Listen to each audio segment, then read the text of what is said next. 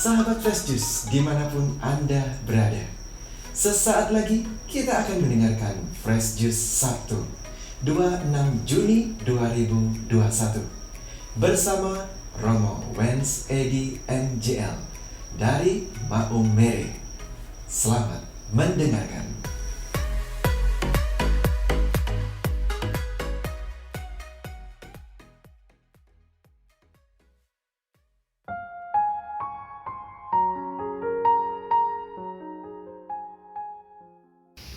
Shalom para pencinta Fresh Juice dimanapun Anda berada.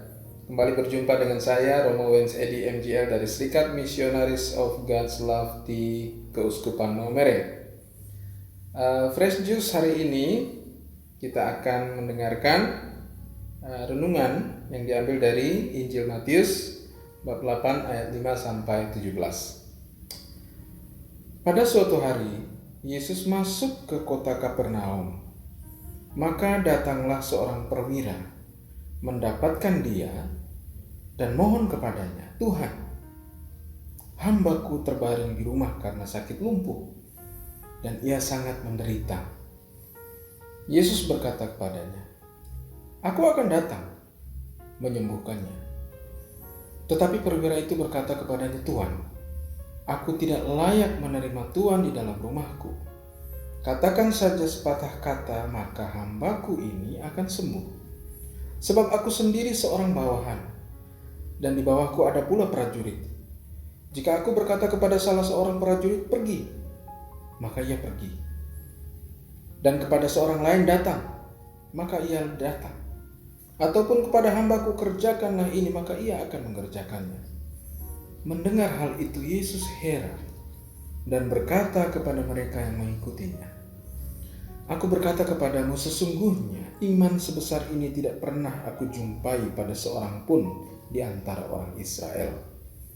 Aku berkata kepadamu, banyak orang akan datang dari timur dan barat dan duduk makan bersama dengan Abraham, Ishak dan Yakub di dalam kerajaan surga. Sedangkan anak-anak kerajaan itu sendiri akan dicampakkan ke dalam kegelapan yang paling gelap. Di sanalah akan terdapat ratap dan kertak gigi." Lalu Yesus berkata kepada perwira itu, "Pulanglah dan jadilah kepadamu seperti apa yang engkau percaya." Maka pada saat itu juga sembuhlah hambanya. Setibanya di rumah Petrus, Yesus pun melihat ibu mertua Petrus terbaring karena sakit demam. Maka dipegangnya tangan wanita itu, lalu lenyaplah demamnya. Wanita itu lalu bangun dan melayani Yesus.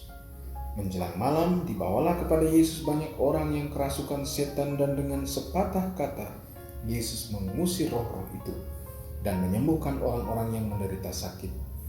Hal itu terjadi supaya genaplah sabda yang disampaikan oleh Nabi Yesaya, "Dialah yang memikul kelemahan kita dan menanggung penyakit kita."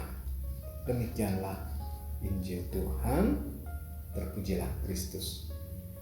Saudara-saudaraku yang terkasih, kita semua pasti mau sembuh ya dari segala penyakit kita. Apalagi di tengah pandemi corona ini, kita maunya ramai-ramai untuk selamat. Jangan sampai saya yang sakit ya. Kalau boleh orang lain sakit, tapi bukan saya. Kalau boleh orang punya keluarga yang sakit, pokoknya jangan ada orang di dalam rumah saya yang sakit, yang terkena pandemi corona ya. Kita semua berharap untuk tidak sakit. Kita semua berusaha mengikuti protokol kesehatan, cuci tangan, jaga jarak, pakai masker. Ya, kita semua mematuhi itu supaya tidak sakit. Ya, supaya selamat, supaya sembuh. Dan kalau kita sudah sakit, ya contohnya saya pernah kena COVID ya di awal Januari. Ya, pas kena COVID, wah, semua obat saya minum. Ya, karena kita kepepet ya, mau sembuh. Ya, ada yang bilang, "Romo, obat ini bagus," saya minum. "No Romo, vitamin ini bagus, tak kirim nih," saya minum. Ya. Semua ada yang bilang pakai kayu putih, terapi kayu putih, minum air panas pakai kayu putih ditetes. Saya buat semua. Kenapa? Takut. Takut mati dan ingin sembuh. Ya. Nah, kita buat itu semua, segala hal. Tapi untuk apa? Supaya sehat. Ya. Lalu kalau sudah sehat buat apa? Supaya kembali bertugas seperti semula. Saya sebagai pastor, melayani umat, dan seterusnya dan sebagainya. Nah, sekarang kembali soal Injil hari ini. Ya. Apakah ya, keinginan kita untuk masuk surga itu sama dengan keinginan kita untuk sembuh dari sakit misalnya? Bebas dari COVID, Tuhan saya akan buat apapun yang engkau suruh, Tuhan apapun yang engkau minta, asal saya bisa masuk surga. Apakah itu yang kita inginkan dalam hidup ini? Saya akan lakukan apapun Tuhan dalam hidup ini, di dunia ini. Engkau mau saya melayani engkau Tuhan, saya akan layani engkau asal saya masuk surga. Apakah betul-betul kita hidup di dunia ini semata-mata hanya untuk mencari kerajaan Allah dan seluruh kebenarannya? Atau tidak?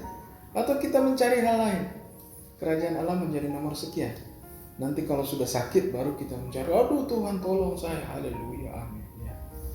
Nah, saya kira pada saat-saat pandemi seperti ini di mana kita ketakutan, takut sakit, takut tertular, takut mati, saya kira juga baik kita merenungkan, ya, waktu kita sembuh, kita mau buat apa? Waktu kita sehat, apa yang mau kita buat untuk kemuliaan Allah? Ya. Karena sembuh mesti ada tujuannya. Ya, seperti ibu mertua Petrus, ya, dia disembuhkan karena dia mau melayani Yesus, tamunya. Ya. Seperti seorang hamba perwira itu, karena hamba itu harus bekerja, ya. Dia harus melayani tuannya, dan tuannya merasa bahwa kalau tanpa bantuan hambanya dia tidak akan bisa tidak bisa dibantu, hidupnya mungkin tidak sama lagi, karena hamba ini pasti hamba yang baik, hamba yang rajin, makanya tuannya mau supaya hambanya ini sembuh, bukan hamba sembarangan. Jadi ada tujuannya. Nah, hidup kita di dunia ini pun harus ada tujuannya, ya. Misalnya untuk apa kita berdoa, untuk apa kita hidup, ya. Bukan hanya semata-mata mencari uang tentunya. Karena uang itu begitu banyak, sekian miliar, sekian triliun, tapi kalau kita sakit tidak ada artinya uang itu.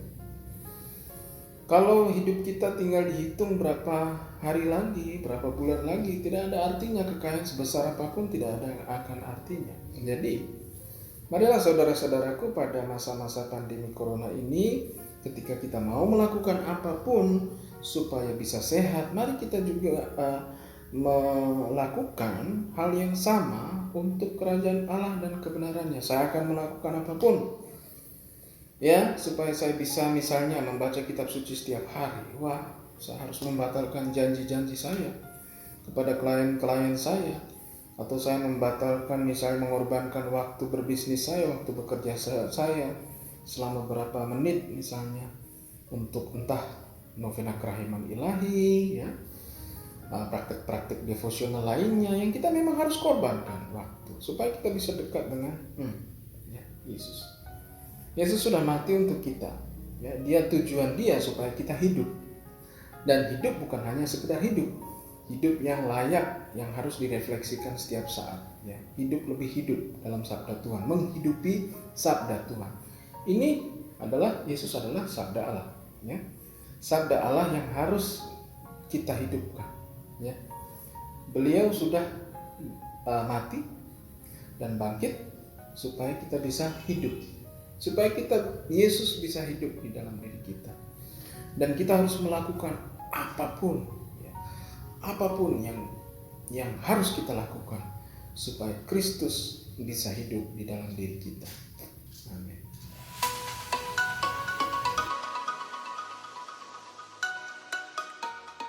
Sahabat Fresh Juice, kita baru saja mendengarkan Fresh Juice Sabtu 26 Juni 2021. Terima kasih kepada Romo Wens Edi untuk renungannya pada hari ini. Sampai berjumpa kembali dalam Fresh Juice edisi selanjutnya.